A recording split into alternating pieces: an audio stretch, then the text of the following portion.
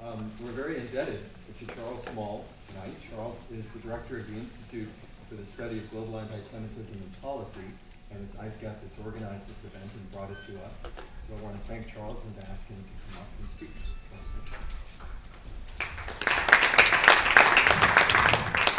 Thank you very much. I'd like to thank Dean Shizer for facilitating ISGAP's participation here this evening.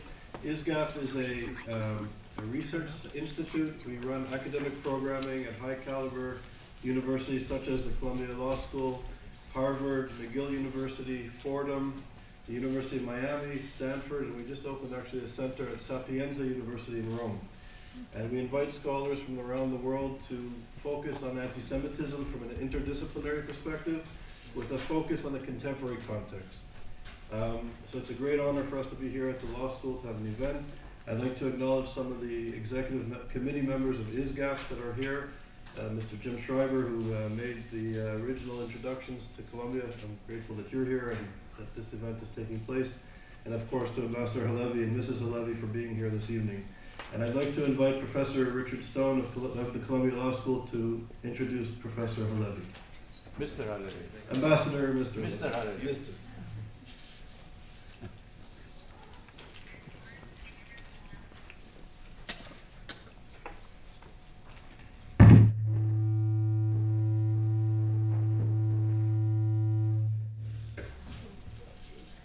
Does it still work? Yes.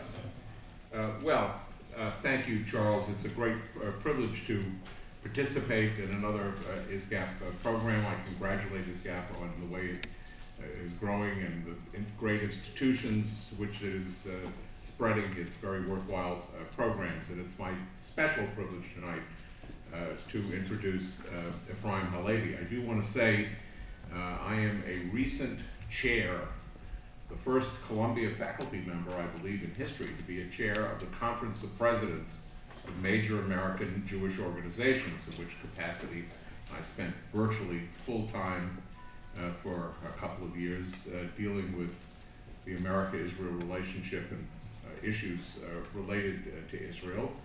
I have only rarely taught in this room. I teach relatively smaller classes than fit in this room. But there is a room right across that we passed, getting here, room 107, that I most recently taught in. And to show you how balanced the programming of all kinds is at Columbia Law School, there's a sign, don't know quite what it means, but there's a sign out that room that points with an arrow, and it says Islam, Sharia, and something else.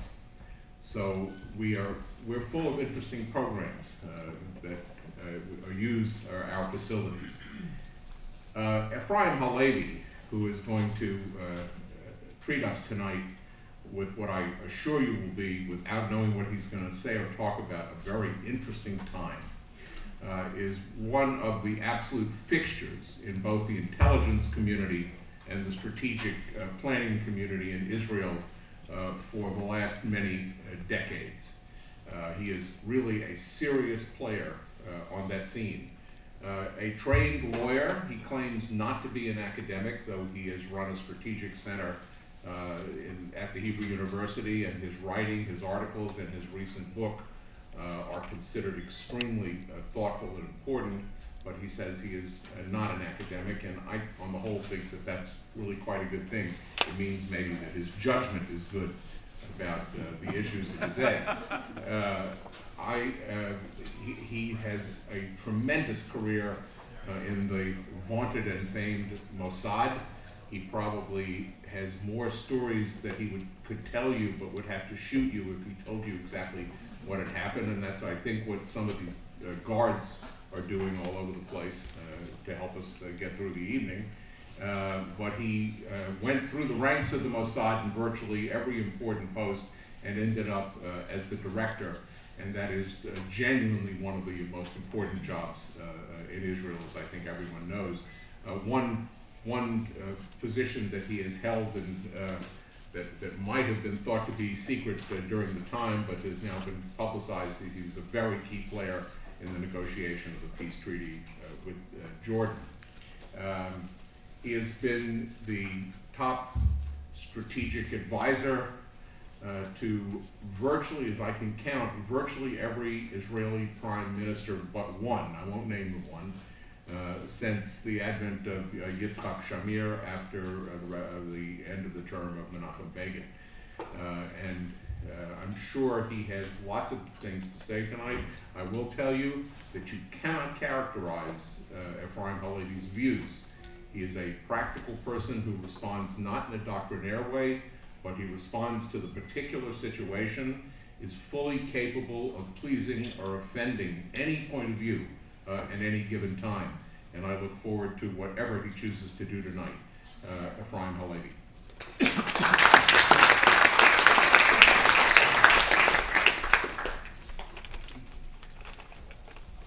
Thank you very much. Good evening. Thank you for introducing me in terms which I feel I now have to try and meet, and I'll do my best. I'd like to thank Dr. Small for inviting me to speak under the auspices of ISGAP, which I think is a truly important and very valuable addition to the plethora of institutes and American groups dealing with problems of state and of the Jewish community at large. And I also like to note several friends, dear friends in the audience who know a little about me, maybe a little too much about me, and I'll try not to offend them this evening. I'd like to begin with two stories. I promise you I'll reach the subject matter of my talk this evening, but I learned from one of the prime ministers who I served, Ariel Sharon, that every time he was asked to speak about something, he used to say, I'll come to it in a moment, but first I'd like to say something in preface of what I'm going to answer to you. And then he usually never used to meet the question he was asked. But this time I think it's important. I think it warrants something, because some of the things I'd like to talk about are influenced by two little, shall we say, events in which I participated, and which I think are important to understand what it is we're talking about. As we were working on the idea of a peace treaty between Israel and Jordan, we came across a lot of problems which related to issues which were far beyond peace and war. And therefore the Prime Minister, Yitzhak Rabin, instructed me and instructed those who were involved in this not to divulge to anybody what we were talking about with the Jordanians, except with his explicit permission. As a result of that, when we achieved a breakthrough around April of 1994, the issue of having an open meeting between the principals, between the Prime Minister of Israel and King Hussein, came up. And after some to and fro, it was agreed that the principals would meet. And King Hussein agreed to meet Mr. Rabin publicly for the first time. I say publicly because he had met with the king on more than one occasion, both when he was Prime Minister in the 90s and also when he was Prime Minister between 74 to 77. And originally the planned event, the planned meeting, was going to take place somewhere along the southern border between Israel and Jordan in the Arabah Desert. And the king and the Prime Minister were planning to meet and to reveal that something important was happening, and for the first time, two countries at war, their leaders are going to meet.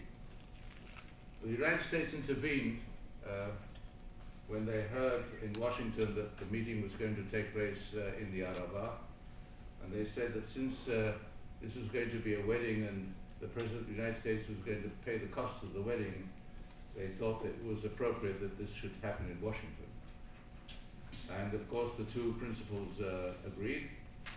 And then Rabin called me and said, look, I don't want it to be said that I'm traveling all the way to Washington just to shake the hand of the king. We have to put some content into this meeting, into this event.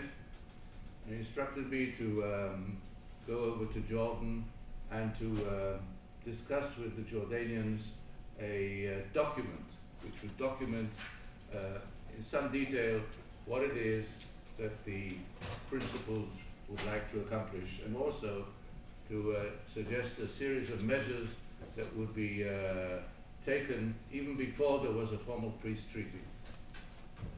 And indeed, I traveled to Jordan and drew up what ultimately became what was named the Washington Declaration, and traveled to the United States a day before the Prime Minister came in. And at that moment, the Prime Minister, in order not to get into too much trouble at home, revealed the contents of the document to two lawyers in Israel who had served in the government. One who is now a justice in the Supreme Court, Eliakim Rubinstein, and the other was Dr. Meir Rosen, who was also once ambassador to Washington and a lawyer in his own right. And I hope you will not be offended when I say that lawyers will always be lawyers. And since they were not party and privy to the drafting of the document, obviously they found a lot of faults inside the document. And one of the faults they found was that there was a sentence saying that with the Washington Declaration coming into effect, the state of belligerency between Israel and Jordan will be coming to an has come to an end. And they said that the state of belligerency is not enough. You have to say that the state of war has come to an end. And they were very insistent on that. And the day before the event on the White House lawn was going to take place, a crisis broke out. And I was instructed to tell the Jordanians that we had to make this amendment. And this was against what had been originally agreed with the Jordanians. In other words, that once the document had been agreed between the parties, there would be no changes. And I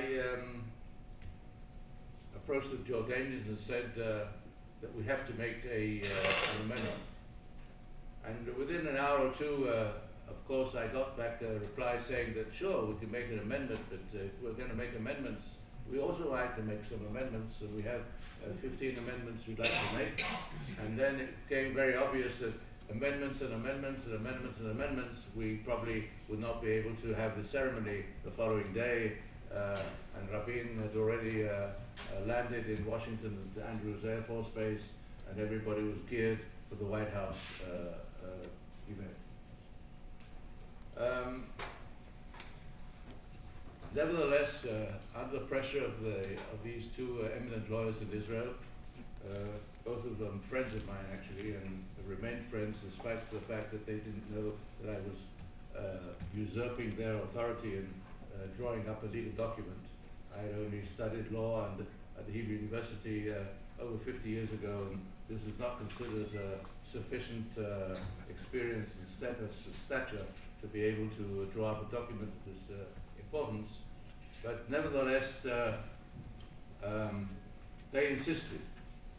And I told the Jordanians that they couldn't make any amendments. Only we could make this amendment. This amendment was something special. It was different. It was fundamental. It was this and that and the other. Okay. And I was arguing this on the telephone with my Jordanian counterpart. And in the middle of the discussion on the phone, suddenly the king appeared on the phone. He had been listening to this telephone conversation. And he said, you know, let me tell you something.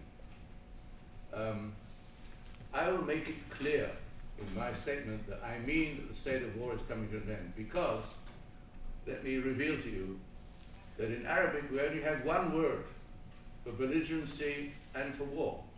And therefore, if I say that the state of war, harb, which is kharib in Hebrew, a sword, the state of the sword is coming to an end, it means belligerency, and it also means war. And I came back to the lawyers, and they said, yes, but you know, the English version is the important thing, and therefore it has to be said that the state of war will come to an end.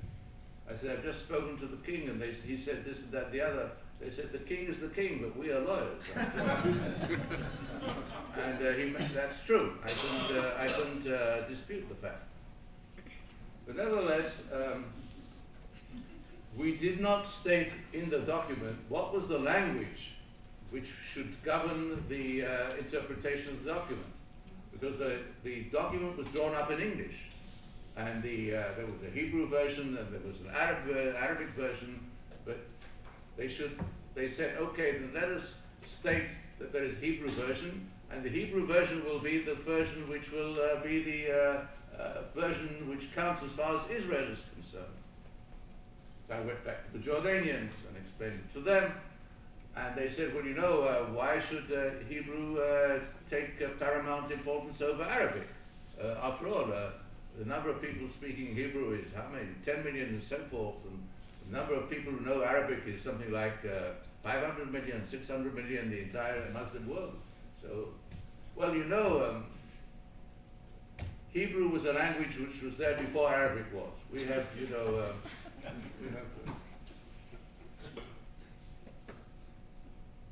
I'm saying this because language is so important.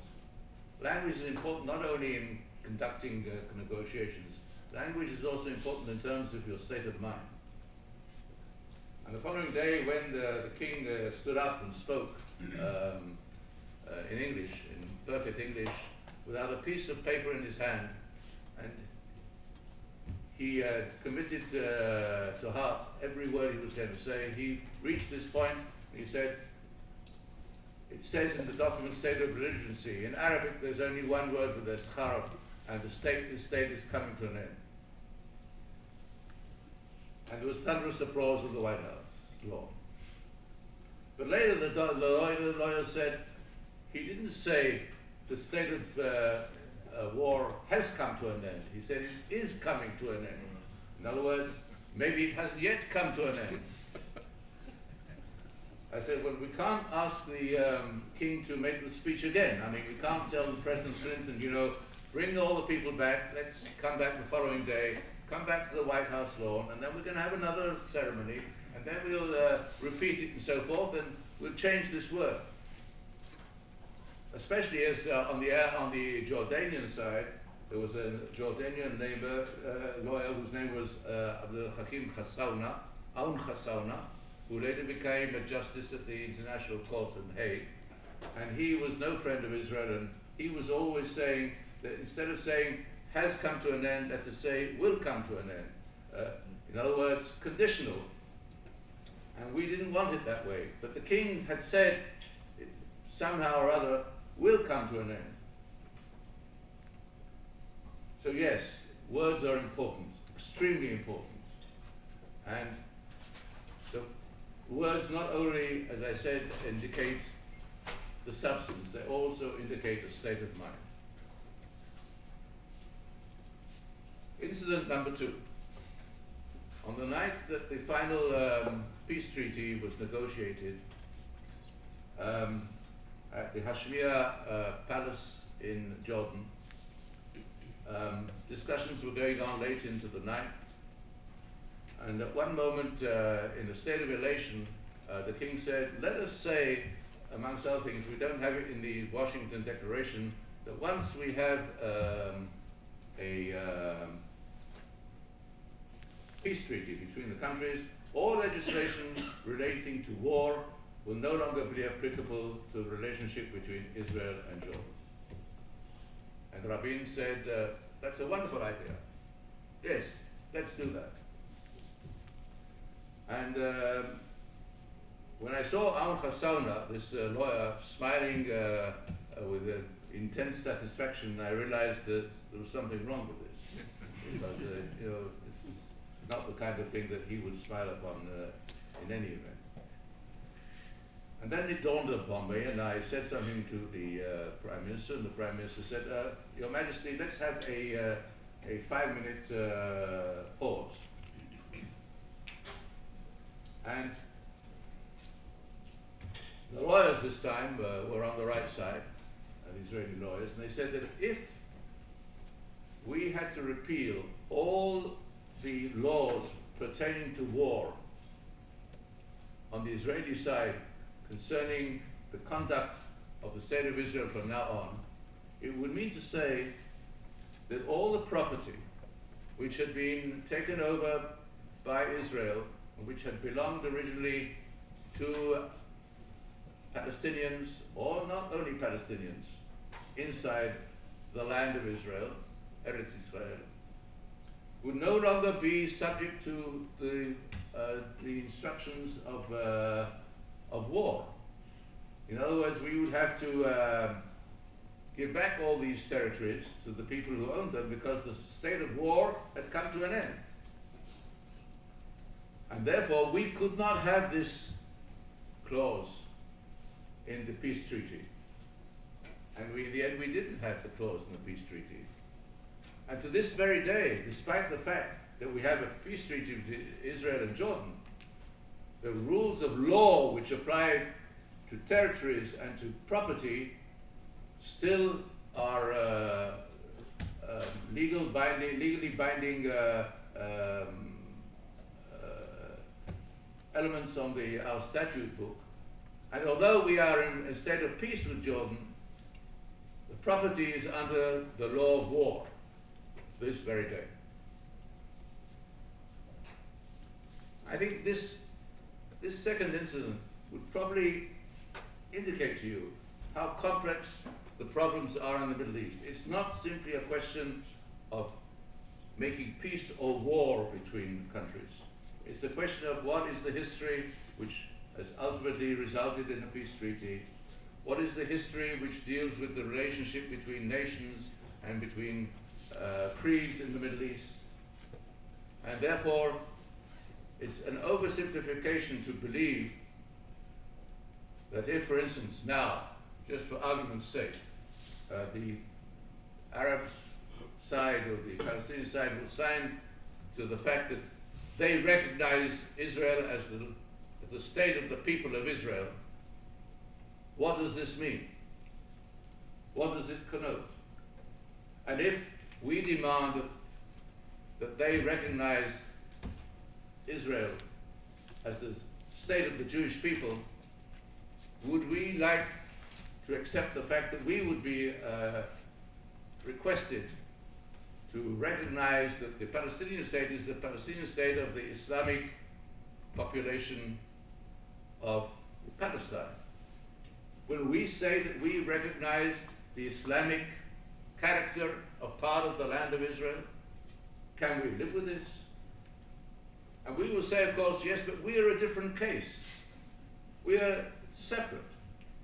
But as you know, it's very difficult in international law and elsewhere to say, yes, but this is a separate issue, because we have to cater to the sensitivities of the Jews and so forth, and very quickly we'll also say something and mention the word Holocaust and things like that.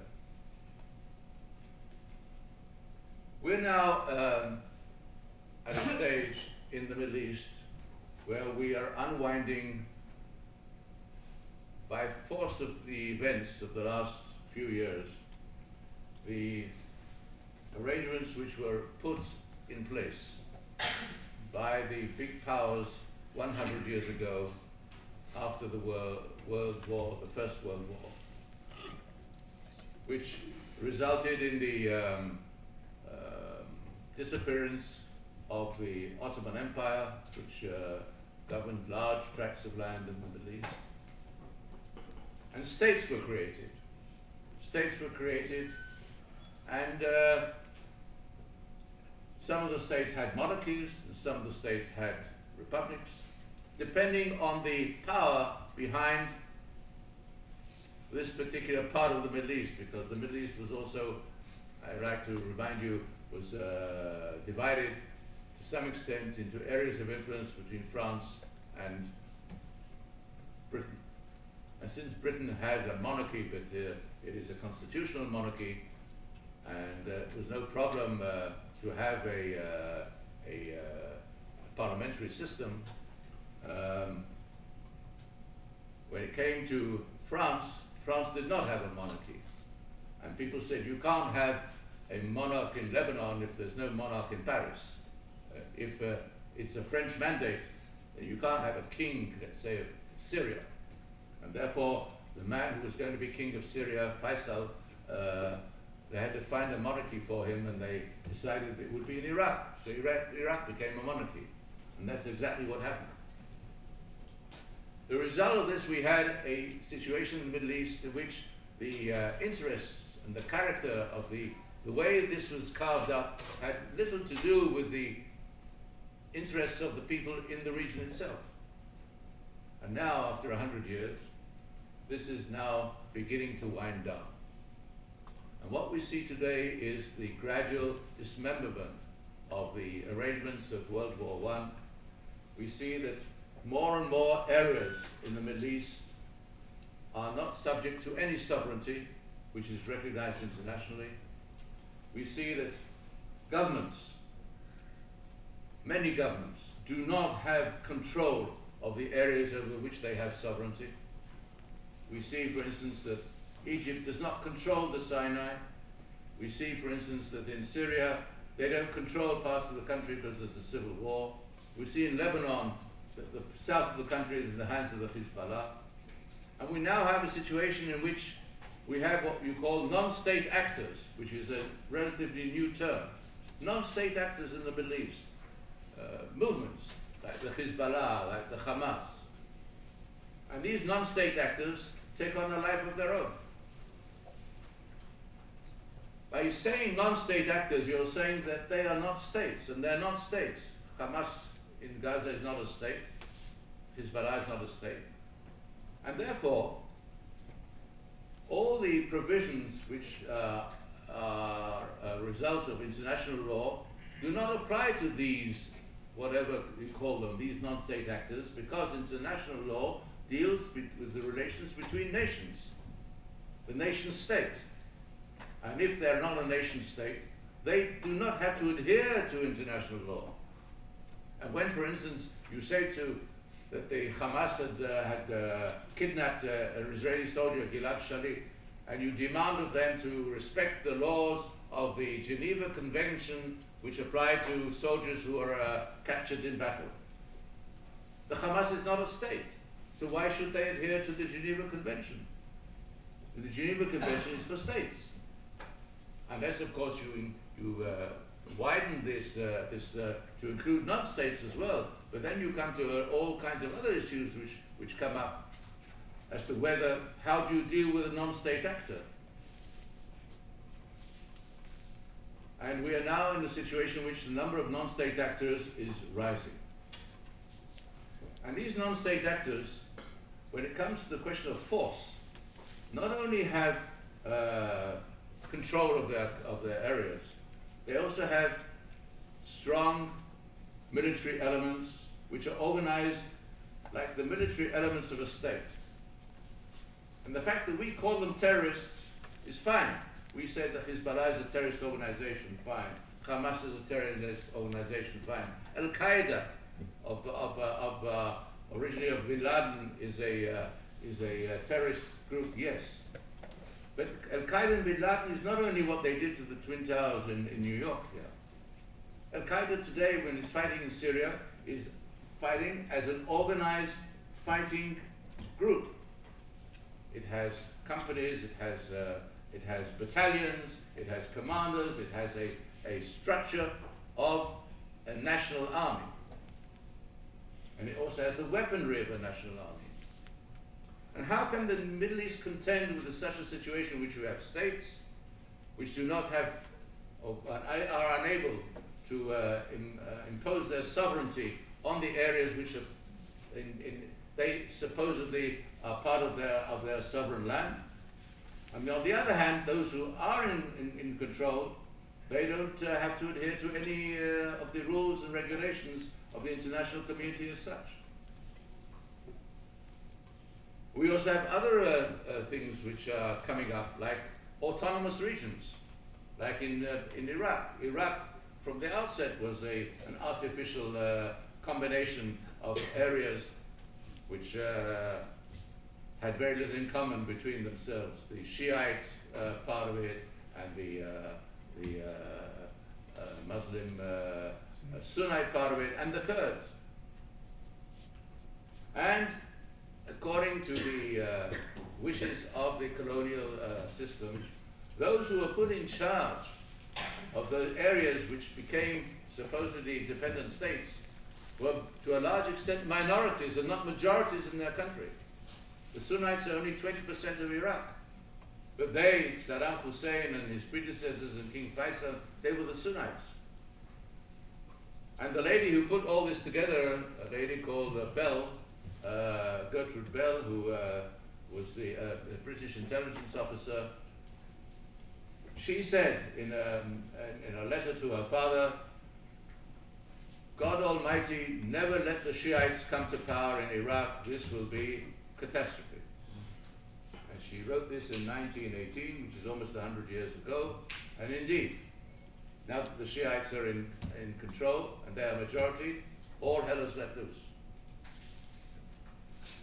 And we have also in Syria a minority in charge, the Alawites. The Alawites are less than 20% of the country.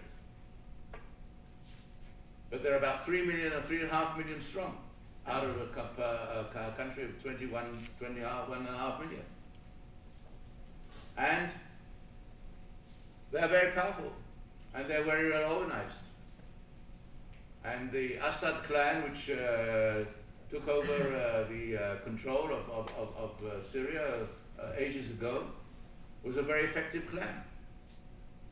And the Syrian army has been a very effective and at times was a very, very serious adversary of the Israeli defense forces. And they've created alliances there. One of the biggest alliances in Syria was the alliance between the Alawite group in Syria and the Christian minority in Syria, which are 1.5 million. I had the opportunity of meeting some of the leaders of that Christian community a year or so ago, who came over from Damascus to a meeting that I was attending. And the head of the Christian church, Christian Aramaic church, spoke perfect Aramaic to me. And he also knew Hebrew. My Hebrew was better than his, but his Aramaic was far superior to mine, and he had no Aramaic at all. And Assad, the son, by the way, Bashar Assad, who is now the leader, grew up within the Christian community in Damascus. And therefore, all these elements which I'm talking about are creating a plethora of groups, of non-state actors of one kind or another, and all of them are vying for some kind of expression in what is happening today in the what you call the Arab Spring.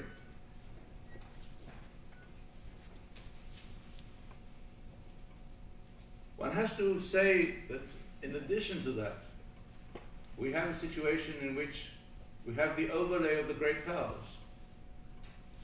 We have the overlay of the great powers, some of them who have been in the Middle East for quite a long time, like Britain and France and the United States of America. But also Russia. For Russia, the Middle East has always been fair ground for their activity. The Crimea, which is now in the news, was where the Russian fleet was established and which was operative within the Mediterranean. They had to go through the Bosphorus canal. But yes, the Russian traditionally had a role in the Middle East. And now Russia is becoming a world power, or trying to regain its status as a world power, and is coming back into the Middle East. And we have to take this into account. We have to realize this. And the Russians have their interests as well. And they have the interests of a great power. And when it comes to an interest of a great power, yes, they exercise those interests in a very, very definitive way, as we've seen the last 2 or 3 weeks in Crimea and in Ukraine, maybe. When you have a situation like this, where the great powers are vying for influence in the Middle East, this is something which we cannot ignore. A new actor on the other side is China. China in the last 10 years, ladies and gentlemen, has had a foreign aid program which, according to a study of RAND Corporation, which I think is quite a respected think tank here in the United States. I hope nobody will dispute this here this evening. It's not as good as the Columbia School, but nevertheless, it has a reputation of sorts. They found that the Chinese foreign aid programs for the last 10 years have encompassed over 90 countries around the world to the tune of $671 billion. This is an amazing foreign aid program. Most of the aid, the number one recipients of aid of China are Africa and Latin America. And China is a very, very, very important big power. And I think you will realize also, if you take the pivot to Asia of the President Obama and what is happening in Southeast Asia these days, the rising tension there, that China wants to play a role in the Middle East. China is bringing 2 railroads into the Middle East. One of the railroads is going to more or less follow the path of the Silk Road of days gone by. And this railroad is going to go from China all through Pakistan, Iran, Syria, Iraq, Syria, and Lebanon. And there's already an agreement between the government of Syria and China that the end station of this railroad is going to be on the shores of the Mediterranean. So China wants to become a Mediterranean power as well. And we have to take this into account as well. And we have to realize that in our part of the world, it's going to become ever more complex than it ever was before. And China is also building a string of ports which begin in the South China Sea and go as far and even reach Port Sudan on the east coast of Africa. A series of ports which are going to be serviced by railroads which will be feeding in goods to the ships which will fly those shores. And in all this system of what the United States now calls the string of pearls, there's one pearl still left in which they don't have an interest yet, and that is Eilat. But they'd very much like to be in Eilat. And there's talk of a railroad from Eilat which is going to lead to the Mediterranean. And the government of Israel to this day believes that if the Chinese build it, that was the best way to do things. And this is also something which we have to take into account. On the top of all this, ladies and gentlemen, there's something which we have to be clear about. And that is the way the people in the Middle East view themselves. If you travel to Saudi Arabia today and you take somebody, you meet somebody, and you say, "Tell me, where are you from?" They say, "Oh, I'm from Najaf." Najaf? Yes, I'm from the Sudairi tribe. Sudairi tribe? Really? Yes, yes, we're Sunnites. Oh, yes. No, where are you from? Oh, you mean where I'm from? Yes, I'm from Saudi Arabia.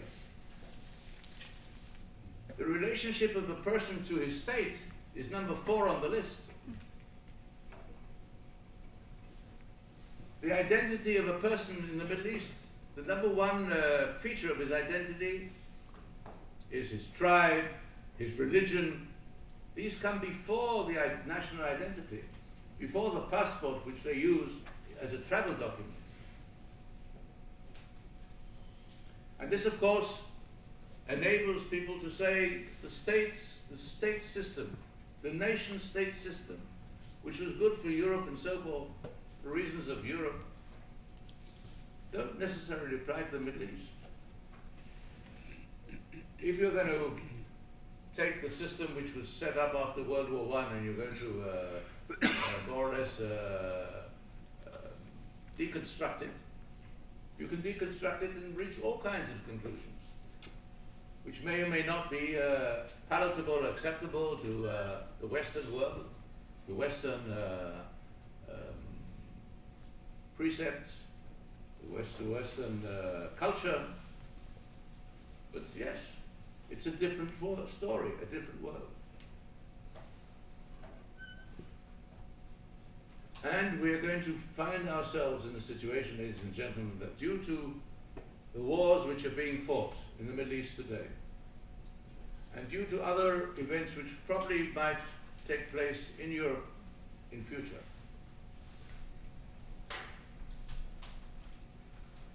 the numbers no longer shock people anymore. People are very upset about 160, 150,000 people killed in Syria in the civil war there. Yes, it's a shocking figure. But I believe in the Congo it's 3.5 million in the civil wars in the Congo.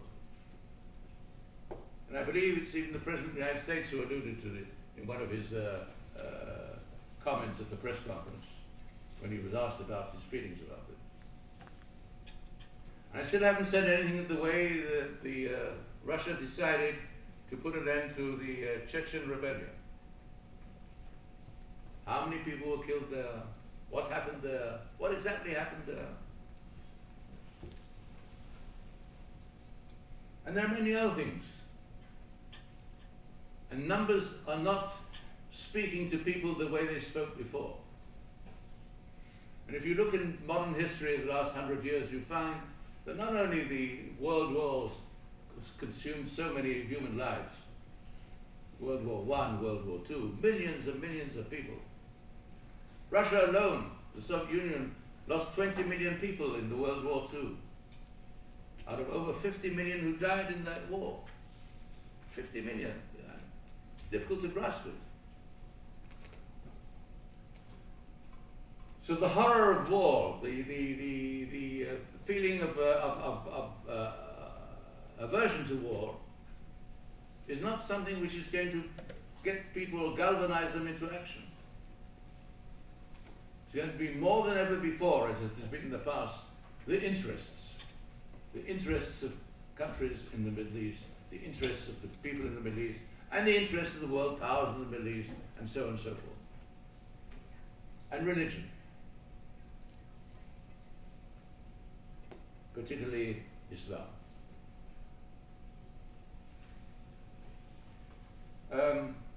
Over 50 years ago, I was on a mission in an African state, and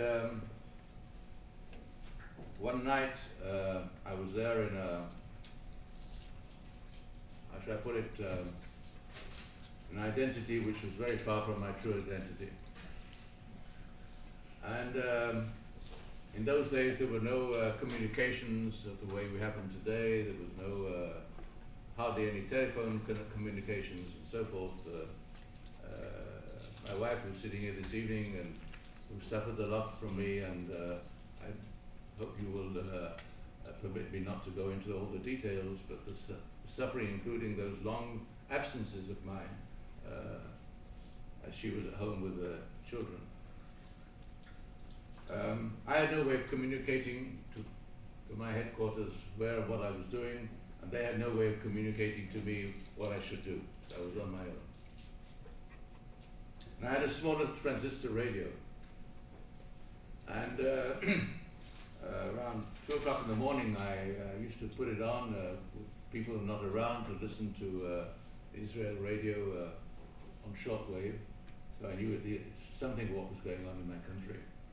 And I heard that there had been a bloody revolution in Baghdad, and the leader, a fellow called Abdul Karim Qasem, his name was murdered, and true to Iraqi tradition, his body was dragged through the streets of Baghdad, just as his predecessor, King Faisal, the cousin of King Hussein of Jordan, also died, and also had a similar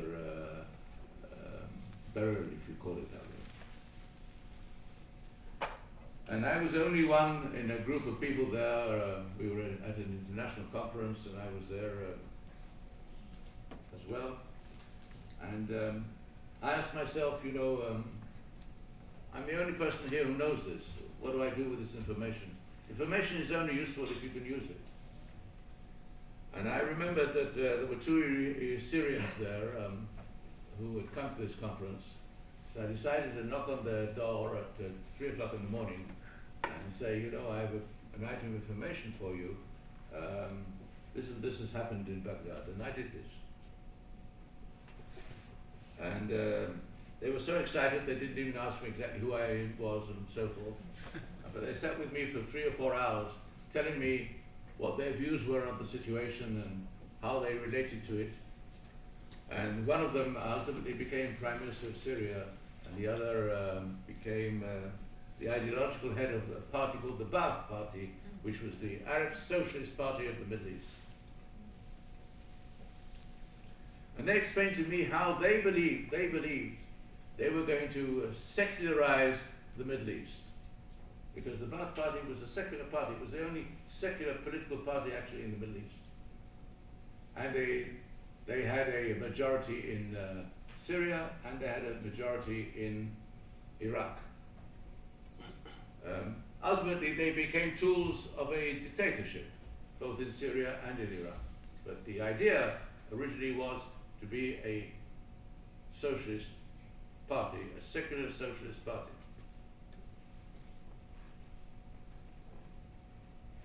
This is no longer possible, ladies and gentlemen.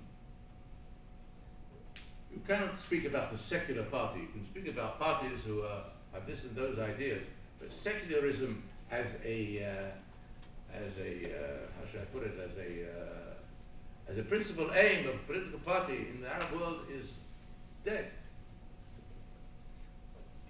And even if you are secular, you go through the motions of behaving according to the tenets of religion, and you do it. And in Ramadan, you fast during the day, and you don't drink alcohol. Obviously, this is not always religiously kept, shall we say, but nevertheless.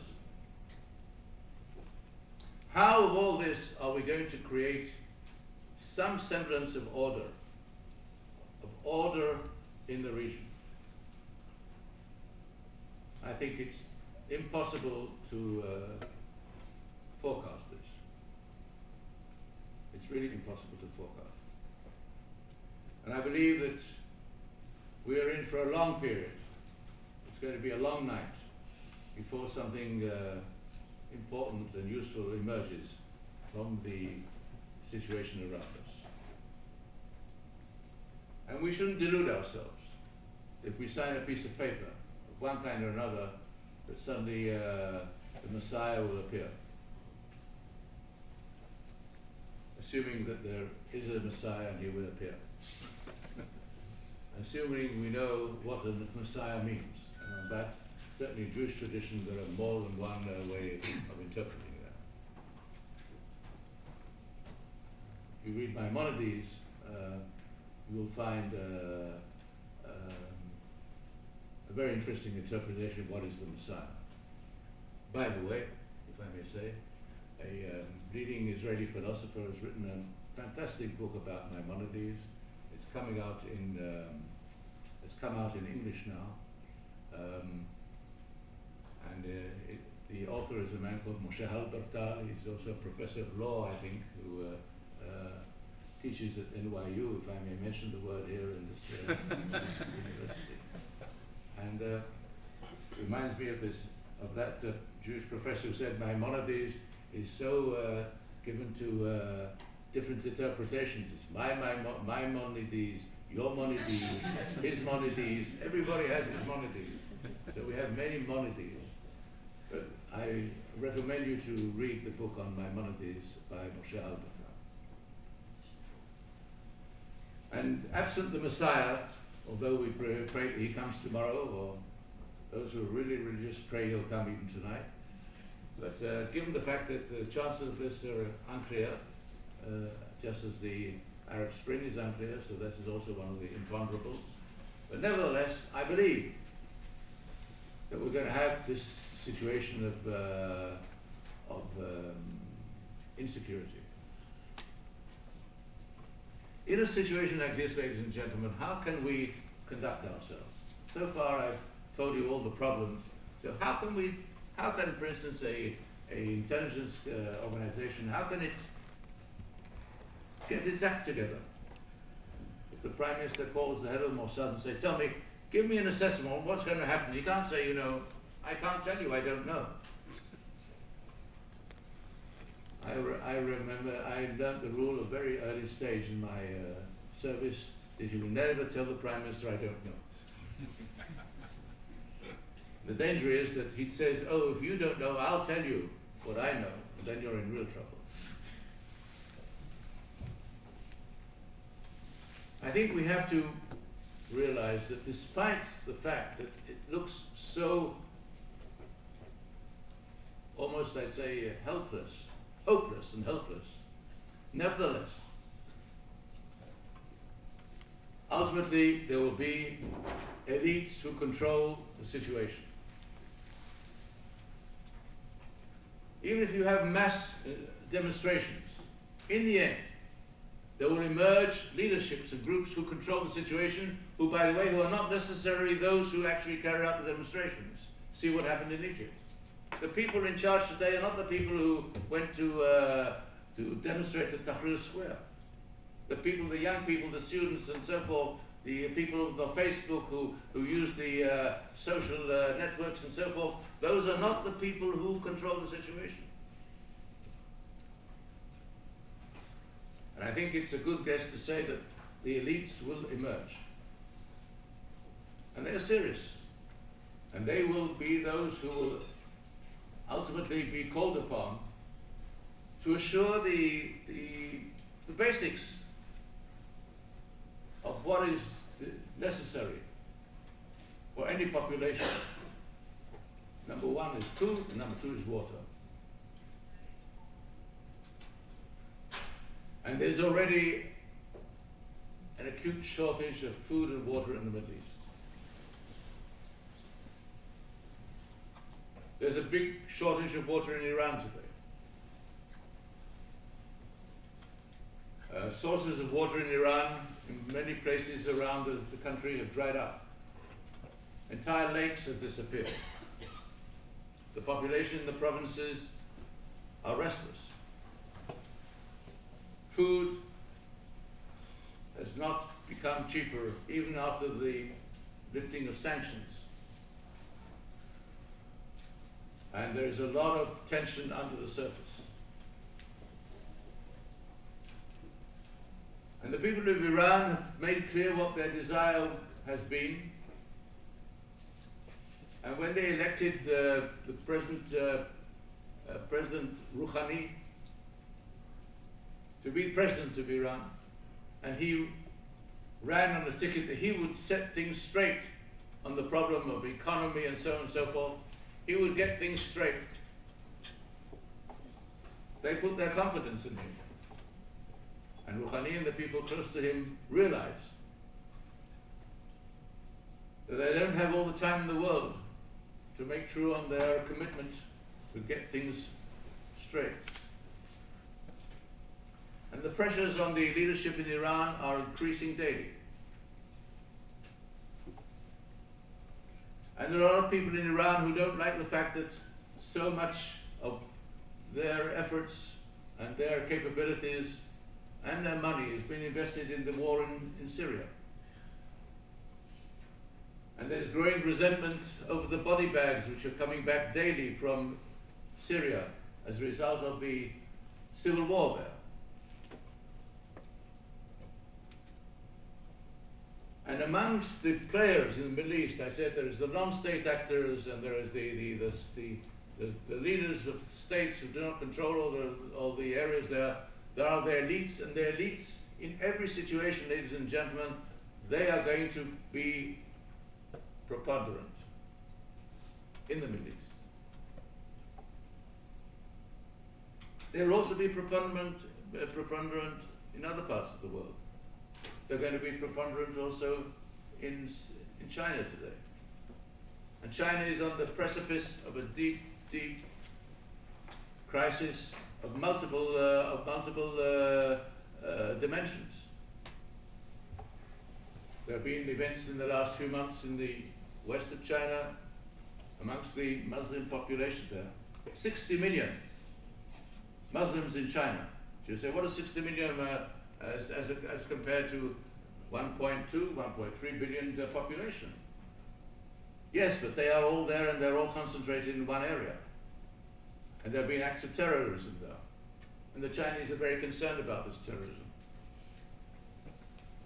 And 60 million, if you compare it to states in the Middle East, well, there are 90 million in Egypt, there are 90 million in Iran, but not in Iraq, and not in Syria, not in Lebanon. About 5,000 or 6,000 imams there. More than in the whole of Palestine, by the way. And I think that this is going to have a major effect on the way elites will emerge to deal with the problems, the daily problems of survival of these people.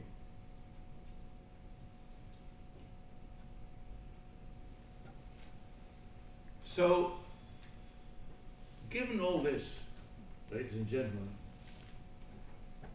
the real problems of the Middle East are problems which are far beyond what has been known up to now.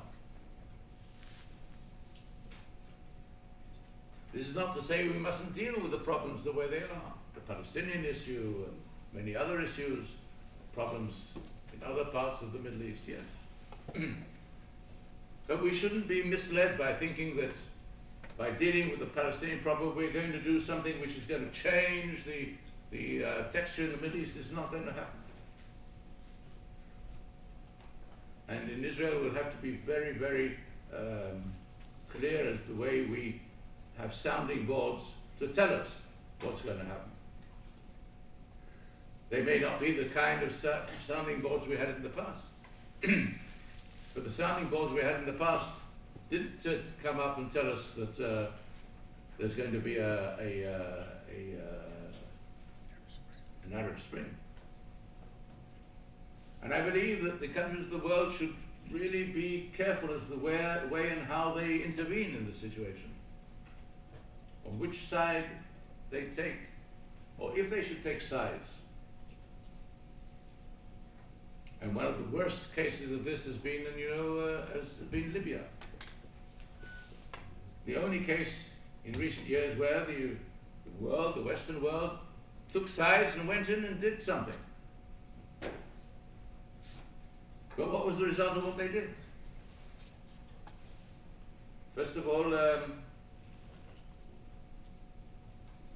they removed a dictator. Well, there are many dictators in the Middle East. Why remove Mr. Gaddafi? Why not Mr. Assad? Like this? If you're in the business of removing dictators, you can spend a lifetime removing dictators. But why choose Libya? Libya had reached an agreement several years before with the United States and Britain. to dismantle their nuclear military capabilities. This was an agreement which was reached with two gentlemen. One was the deputy head of MI6, the British Secret Intelligence Service, and the other was the deputy director of the CIA, who traveled several times to Libya and who dealt directly with Gaddafi. This was the only case in which an Arab Muslim state had decided to dismantle its capability and was true to its word. They removed a threat to all of Southern Europe, a threat maybe not only to Southern Europe. And there was an agreement on that as to what would be done in exchange. And Gaddafi was assured that his regime would not be questioned. Well, it was questioned. And not only that, by all accounts, the final act on Gaddafi was a French bomb which bombed the convoy in which he was traveling. But what was left of Libya? Libya, ladies and gentlemen, is a country of 4.5 million population. Less than 20% of Syria. What was achieved by that? Libya today is a chaotic country with no leadership, with a prime minister who just 3 weeks ago ran away from his country for several days because he was afraid of armed groups who were out to kill him. Libya is total chaos today. So before you move in, before you take action, be careful. Be very, very careful.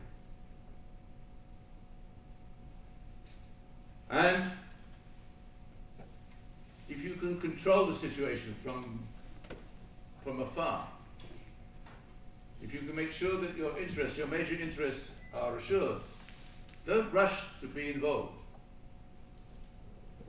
And I think there is merit in those who say that a country like the United States of America, who's had the experiences of Iraq and Afghanistan, should tread carefully before going into a third adventure of this kind or another.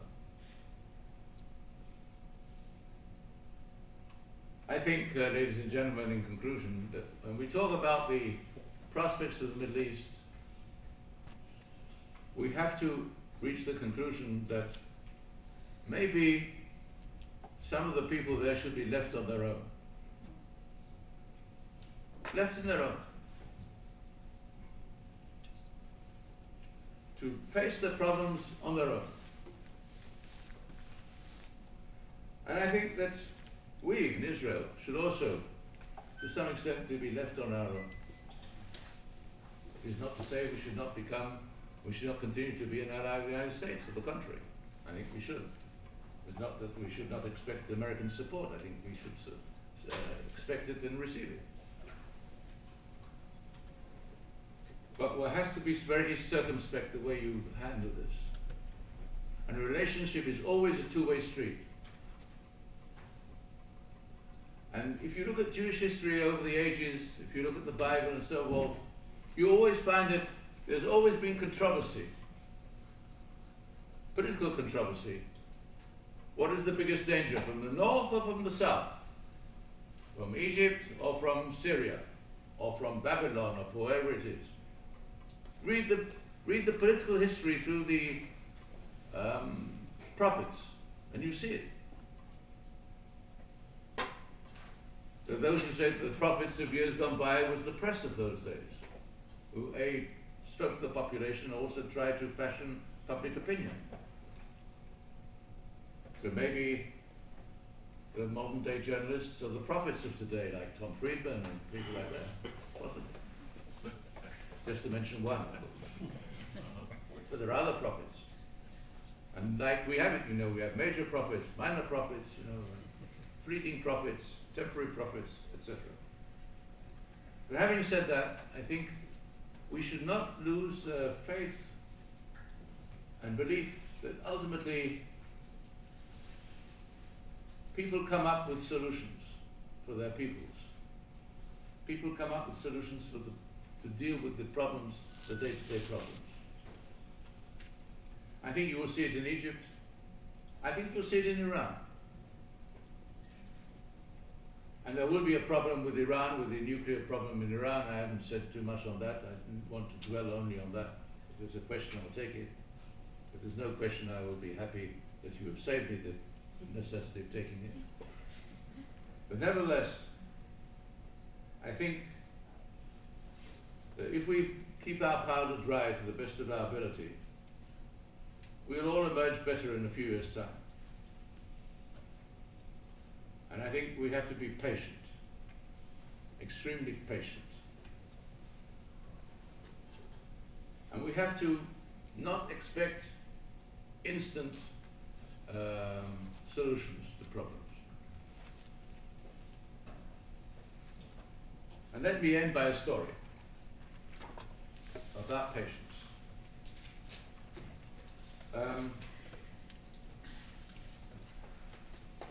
Immediately after Israel signed the peace treaty with Jordan, a few weeks after that, the world was surprised, especially in Israel, by a visit that the Prime Minister at the time, Rabin, paid to the Principality of Oman on the Persian Gulf, which also controls the western side of the Straits of Hormuz. And Rabin flew there on a night flight of the Israeli Air Force, and with the agreement of the Omanis, he announced his visit and the meeting when he was on his way back. They asked that nothing be revealed until the meeting take place. And for once, we kept our word. And it was very difficult for Israelis not to leak the fact that he was going to Oman, and so forth and so forth. And nobody asked, you know, how did this come about? When did it come about? How did it come about? Well, this is not the first visit of some Israeli to Oman. Israelis have been there more than one time before. And I will tell you that I was the first Israeli to be there in 1975, which was about almost 20 years before. 20 years it took us to keep this relationship and to develop it. And the leader of Oman is a very quixotic leader, please don't quote him. Actually, he came to power because his father, who was suspicious of his intentions, locked him up in a tower in Moscow. And he had very few friends, but he had one friend who was a retired Canadian officer, and who befriended him, who visited him in the tower, and at one point said, you know, you shouldn't spend the rest of your life in the tower, and there's only one way you can do that, and that is that you should succeed your father. He said, well, my father is still alive. He said, well, maybe we should do something about it. So one night, this Canadian officer was able to enter the tower and to effect the departure of the prince, and the two of them surprised the guards at the palace and came in and entered the bedroom of the sultan of Oman at the time. And the Canadians said to the Sultan, said, we think you should leave the country. He said, no, I don't think I should leave. I'm the ruler of this country, and you're committing an act of treason against me, and I'll call in the guards. And they told him, you can't call in the guards because the guards they took leave. They gave them an overnight holiday, and they're not around. Nevertheless, he said, I don't want to leave, I'm not going to leave. So the Canadian pulled a gun and shot the leader in the leg. And he said, do you understand what I mean now? I mean, you know, you can still walk on one leg, but if you don't have both legs, you're going to be in deep trouble. So the Sultan took an assessment of the situation and decided that he wanted at least one leg in good shape, and he left the country. And that's how the present Sultan of Oman became Sultan of Oman.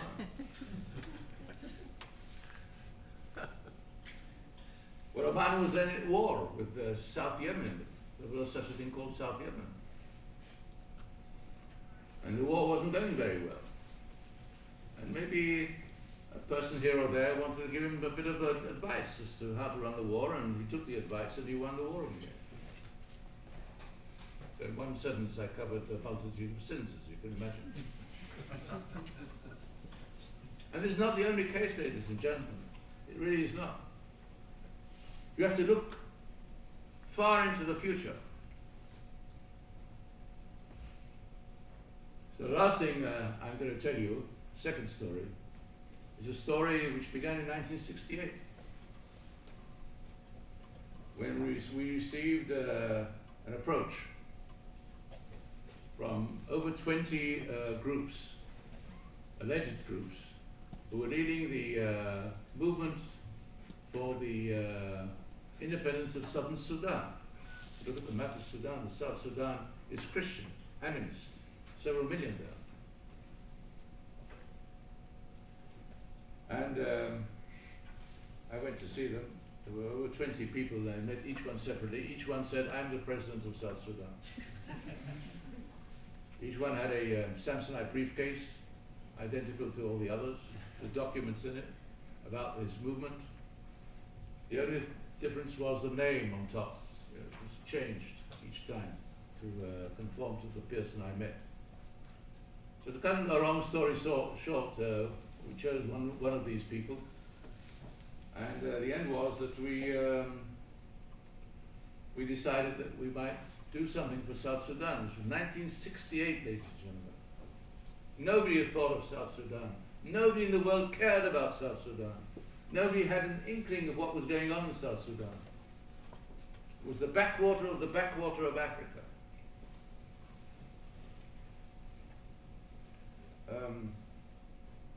There was no way of entering South Sudan except on foot. And we had a group there, a small little group who went in there to look around. And then my chief said to me, "I think we should go and see it."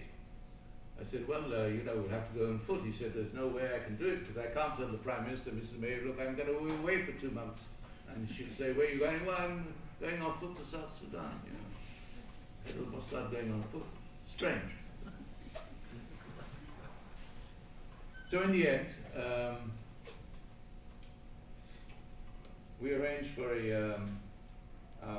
our people there to prepare an airstrip.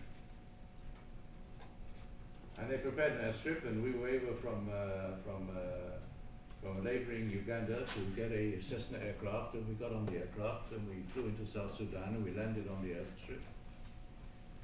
And the engine stopped, and there was silence all around. Nobody came up to the aircraft. Our people were there, but we didn't see them, and we had no idea what had happened to them. We had contact with them before we went in, but not after. And then suddenly we saw the bush moving, and gradually people emerged from the bush, scantily clad with arrows and bows and all kinds of other equipment, military equipment of days gone by. So we saw them, and then we saw our people from afar, so we got out of the plane, and as we got off the plane, my boss and I, we were seized, shoulder high, and we had about 200 people there dancing with us shoulder high, chanting things which we didn't understand. After 10 or 15 minutes, my chief shouted to me, "Tell me, you remember those movies we used to see, you know, with people dancing and so forth, what happened in the end?" I said, "I haven't seen The Cauldron yet."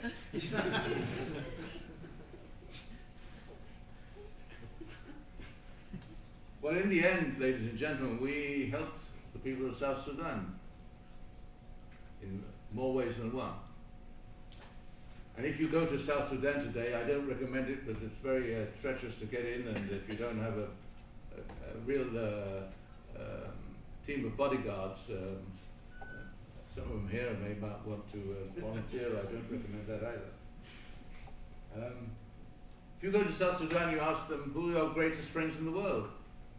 They say Israel. I mean, they helped us get our independence. In 1968, it took almost 40 years of an investment. So I'm saying this, and there are other instances which I would prefer not to mention today, but I'm giving you some indication. It's not as if there's nothing to be done. There are all kinds of things that can be done, but you have to have a vision. And Jews are famous for their visions. And also for catastrophes. Yes, we've made our mistakes as well, and we have suffered enormously from our mistakes as well. I mean, we've suffered from anti-Semitism and pogroms and anything you can imagine, and the Spanish Inquisition and the pogroms in Ukraine in the 17th century and so on and so forth. And I have not yet mentioned the Holocaust. But nevertheless, we've always been creative. We look beyond. And I think that's what's called for today. So having said that, I tried to do two things this evening. A, to describe the almost impossible situation we're in, and B, to tell you that salvation may not be around the corner, but it's within our grasp if we play our hand rightly. Thank you.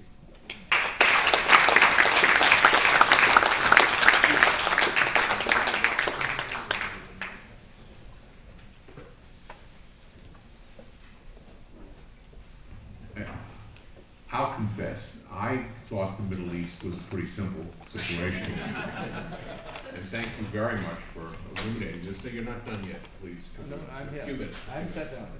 Okay. I'm going to take just a few minutes worth of questions, and while you're assembling your thoughts, I'm going to do what you don't want, and I'm going to ask the first question, and you sort of invited it in an implicit way. That we can be patient and wait out many situations, and how important it is to understand the complexity, and that things will evolve on their own. I think I've never heard of a more interesting, cogent, and even brilliant presentation. But you yourself acknowledge there is a tangible problem that's on all of our minds. You don't have to go into a long analysis of it that you probably don't want to do, but I think everybody here would like some bottom line from you on how the immediate issue of an Iranian nuclear weapon should be handled by Israel, by the United States, by the European Union, by the P5+1, by the civilized world.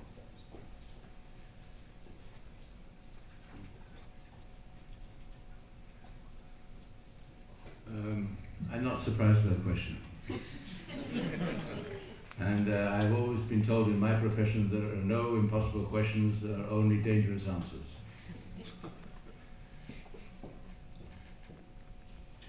Let's look at the upside.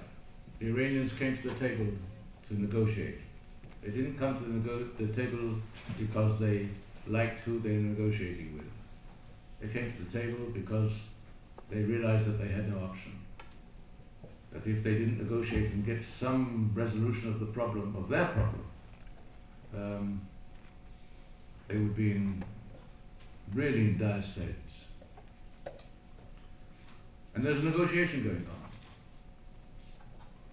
And for this negotiation to materialize, they have to understand that they will not be able to do what they really need to do for their country without reaching a resolution of the problem in such a way that will allow the world to do two things when the ultimate solution is reached, if it is reached. One is to verify the solution, and second is to trust and verify. As George Shultz said to President Reagan when he said how you negotiate with the Russians, trust and verify. I'm one of those who believe that the United States has a few people aboard. It's people at the top who know how to negotiate. I'm one of those who believe that the United States is the biggest power in the world today and will be such for a very long time to come. But that's not important, what I think. The Iranians think. Their dream has always been to reach an accommodation with the United States of America. They have a very close relationship with Russia, an enormously close relationship with Russia. Russia is one of the biggest providers of financial aid and of military aid. Just last week, the Russians announced that they're going to build 2 new nuclear reactors in Iran at the same time as the negotiations begin. But they realized that they had to come to terms and some kind of understanding with the United States of America. And the Iranians, from their point of view, the prize is not how to get their relationship back on track with the world at large. They want a relationship with the United States of America. Because they understand that despite all the things which have been said, these disparaging words which have been used against the United States of America and its leaderships, nevertheless, the United States is number 1 in the world and will probably be so for quite some time to come. In order for this to happen, there will have to be revelation of those things that the Iranians have not yet revealed. They've said that they don't have a military program. We know that they have a military program. The United States knows they have a military program. We know a few things about this military program which we do not divulge for obvious reasons. But if you are to reach an agreement which is trust and verify, you can't verify something that the other side says it doesn't have, so you can't verify what's going on. So I believe this is a matter which will have to be resolved. And I believe that the Iranians will have to, as you say in this country, bite the bullet. How to bring them to bite the bullet? Well, I have a few ideas about this. We couldn't talk about this at too great length. But I can tell you I've met Iranians in recent months from the administration, the present administration in Tehran. And they understand this. They understand that in the end they'll have to cough something up. And they understand that what they're going to have to cough up is going to be very painful to them. But the alternative for them is very, very, very grim. And therefore it's a question of how you negotiate. And I hope that the powers that be in this country will negotiate in a clever manner, in a creative manner, and I'm confident that this will happen in the end. If it doesn't happen in the end, there'll be trouble, serious trouble. And there could also be a military showdown, certainly. But I'm sure everybody wants to avoid this, and no less than everybody, the Iranians themselves. In Iran, there is a non-state actor, the Revolutionary Guards. They are a state within a state. And they're getting a very bad beating now in Syria. I've raised the idea in an article I wrote for the New York Times about a year and a half ago that Syria could be the Vietnam of Iran. And it's on the way to becoming so.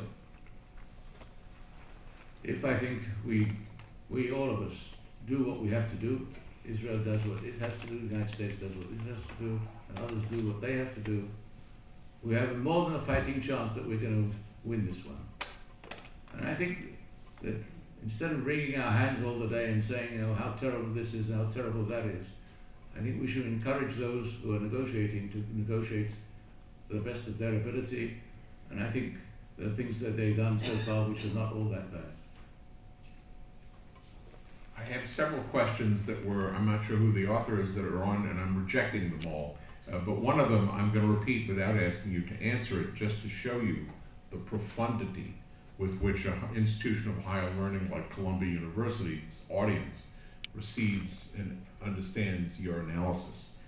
The question is, who killed Arafat? Okay. Yes. Question.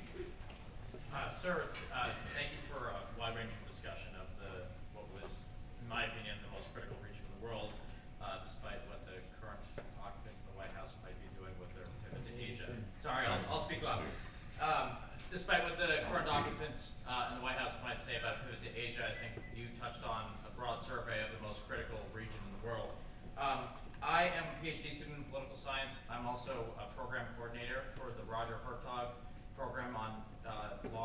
security here. I also served as a research assistant to Condi Rice as she wrote her memoirs. And she reflected quite fondly about the lessons she learned observing Prime Minister Sharon's sheep at his farm. She also obviously was very involved in intensive shuttle diplomacy behind the scenes that I think... Get to the question. All right, fair enough. You said at the beginning of this that language is so important because it conveys a sense of one's state of mind. And Rouhani's predecessor was very loose with his rhetoric as far as the threat Iran poses to the existence of the state of Israel. And I'm curious to know what you think, whether Iran poses an existential threat to Israel, and the extent to which negotiations over Iran's nuclear program, negotiations over Syria's chemical weapons program, actually legitimates the very regimes that the United States is interested in talking about.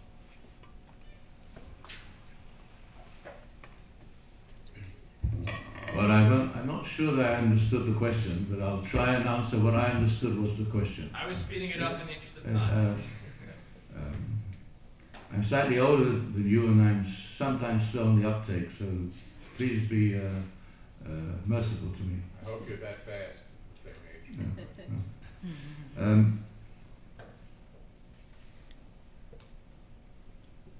I don't like the term existential threat. I don't think the existence of Israel is in question. I think it's impossible to destroy Israel for a variety of reasons, both defensive and offensive. You know, I know all those people who've written articles about 1 or 2 nuclear bombs, how much it would take to destroy Israel. It's not as simple as all that, to send a nuclear device. Is it technically possible and so forth? Yes, maybe in one way or another. But don't think that Israel is just sitting by idly and waiting for this to happen. And I don't want to say more than that. Believe me, we know that this is a threat and we're dealing with it. And I don't think, as I said, the existence of Israel is in question. I also don't think that it is, if I may say so, all that wise to trumpet the fact that there is an existential threat to Israel, and that the Iranians are the threat. Because by so doing, you are doing 2 things. A, you are demoralizing the Israeli public. And B, you are telling the Iranians, we believe that you can destroy us. And by so saying, you are inviting them or encouraging them to try it. If we say that they can destroy us, and they hate our guts, why shouldn't they do it? Why shouldn't they use the information that they glean this way to try something? So for all of these reasons, I don't think that trumpeting this idea of existential threat is a good idea. By the way, I don't think it has achieved anything. I think maybe in the past there was some merit in it. Maybe, I don't think so. I didn't think so then. But now, I don't think international public opinion, having been saturated with this daily rant that there's an existential threat, are sensitive to this anymore. I don't think so. I think that the Iranians should realize that if they don't do what we think they should do, and come clear, and come clean on it, then there would be dire consequences for them, yes. I will take one more question, yeah. Thank you for the speech. I thought it was really enlightening. Speak up, can't hear you up here. Can you hear the mic? Can you tell us, based on your time working with Jordanians, Pardon? based on your time working with Jordanians, do you feel that the Syrian refugees, maybe it's 2 million now, is there a threat that can topple the regime in terms of drain of the resources? The situation in Jordan is very difficult because Jordan has been the recipient of waves of refugees over the last 20 years. From the first Iraqi war, the second Iraqi war, there are more refugees in Jordan almost than the population of Jordan. And therefore, of course, this is a problem which has to be dealt with. I must say, with all due respect, I think the King of Jordan has performed admirably on this up to now. And I think that he should be helped in all possible ways, and he is being helped in a variety of ways. And I think that I don't see that there is an imminent threat to the crown today. And this is not to say that people might try something in the future. I don't know. But at the moment, Jordan is one of those monarchies in the Middle East which have been stable. By the way, it has been mentioned, not by me but others, that of all the countries which have suffered changes of regime, the monarchies somehow have survived. So maybe there's something in the monarchy which is a kind of makes them immune to revolution. I'm not sure this is true, but it may well be something in the DNA of a monarchy. The legitimacy of a monarchy is different than the legitimacy of a president. See, there was one case of a monarchy which was removed, and that was in Iraq. But that was, to a large extent, an artificial monarchy in many respects.